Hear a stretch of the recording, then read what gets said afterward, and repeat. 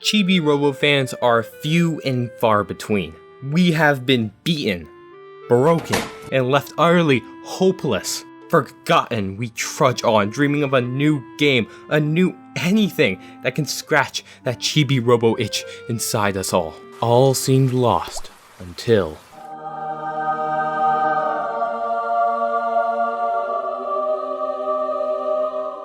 Well, it's not Chibi-Robo, but it's close enough. I'm a very simple man. I like robots. I grew up with Transformers, Rob is my main in Smash Ultimate, and two of my favorite hidden gems from Nintendo are Custom Robo and Chibi-Robo. See, they both have Robo in their names. Wanna know what else they have in common? They're both dead!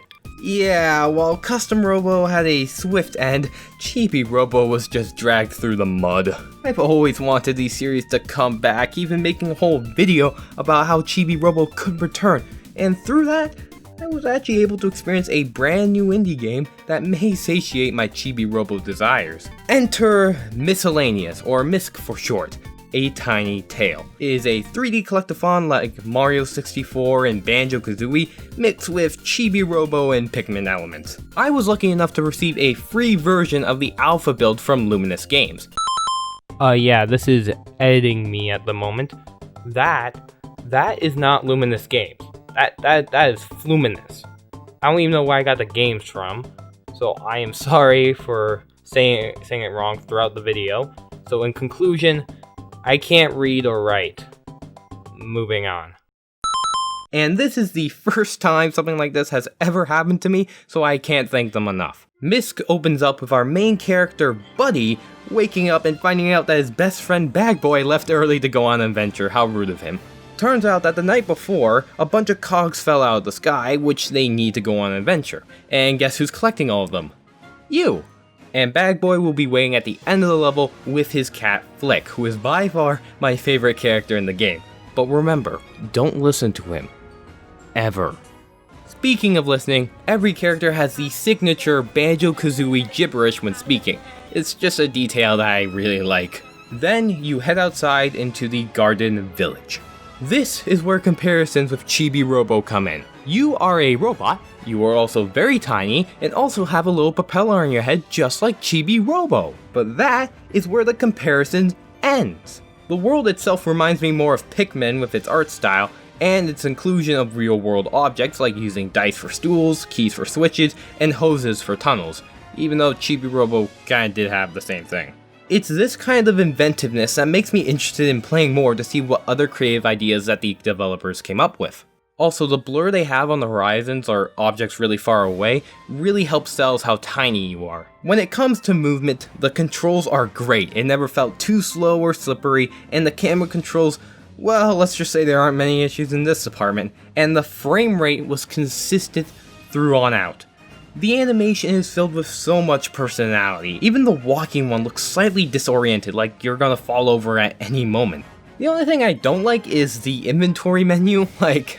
I'm sorry, this might just be the alpha, but whoever, I hope this is fixed by the final game, because I don't even know what I'm looking at. Your main goal is to collect 10 golden gears, akin to stars in Mario 64, except they don't boot you out of the level. Take that, Mario 64! As well as nuts, that serves as your currency to buy items at shops, like your main weapon, a paperclip. Watch out, these things are highly lethal, best used by professionals only. The method for collecting these gears varies. Some may be just right out in the open, some may require platforming, or returning an object to one of the NPCs. Getting all 10 gears allows both you and Bag Boy to finally go on your adventure. Unfortunately, this is the end of what's currently playable in the alpha. Although, the Garden Village serves as a tutorial, a sandbox if you will, that you can mess around in and learn the game's mechanics. A good example would be the intro, as it guides you down from your house with nuts laid across the path. This path leads to the shop, explaining what nuts are and where you can use them. There's even a golden gear in the shop to show what the player should be looking for. Another example is a random hole in the ground, and me being the curious robot that I was, sensibly jumped right into it. This led me to a platforming challenge constructed by Gus, a robot with a raccoon head. Not only is the challenge integral to move forward, but it helps the player hone their skills with the game's mechanics. all because of one little hole with a bunch of nuts around it, so it's kinda begging you to go there. The game is also not handholdy. It explains the objective plain and simple, but how to complete the objective and in what order is entirely up to the player. Misc, a tiny tail, has left a good impression on me and I cannot wait for the full game. If you compare it to Chibi-Robo, there are a few similarities other than being a tiny robot in the real world, but it has enough of its own charm to set itself apart as something new, being its own thing while reminding me of elements from others that came before it. And I think that's the best possible thing for any indie game or spiritual successor, to be unique enough to be its own thing, or in this case, to be miscellaneous. If you're a fan of 3D platformers or of Chibi-Robo, definitely keep an eye out for this one, as it releases this year on PC. Again, thanks to Fluminus Games for sending me the alpha.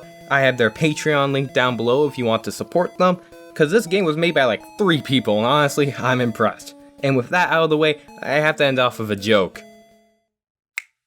Ziplash.